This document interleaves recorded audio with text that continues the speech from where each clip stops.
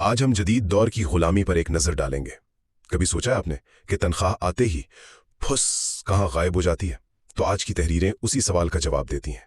वो बताती हैं कि कैसे आज का मुआशी निज़ाम आपको और मुझे तनख्वाह, किराए और कर्ज के एक ना ख़त्म होने वाले चक्कर में फंसा देता है।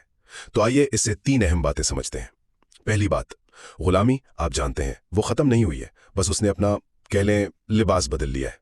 कल लोहे की जंजीरें थीं, आज आज हैं बैंक स्टेटमेंट, किराए की रसीदें और कर्ज की किस्तें। ये वो जंजीरें हैं जो नज़र तो नहीं आती, लेकिन आपको एक ही जगह पर जकड़े रखती हैं। यहां से दूसरी बात सामने आती है, ये निज़ाम असल में आपको जीने नहीं देता, बस जिंदा रखता है। जरा सोचें, आप अपना वक्त, अपनी तवनाई, अपनी जवानी, सब कुछ एक तनख्वाह के लिए गिरवी रख देते हैं। और आखिर क्यों? सिर्फ इसलिए कि अगली सुबह फिर से उसी मशीन का हिस्सा बन सके। और आखिर में तीसरी बात, और ये बहुत अहम है, ये निज़ाम सिर्फ आपके काम तक नहीं रहता, नहीं, ये आपके हर फैसले को कंट्रोल करता है। आप क्या खाएंगे, कहाँ रहेंगे, यहाँ तक कि आपके ख्वाब क्या होंगे। और जब यह सिस्टम बिगड़ता है ना, तो पूरे माशरे में बेचैनी फैल जाती है। और फिर सवाल ये उठता है कि क्या हम वाकई आज़ाद हैं?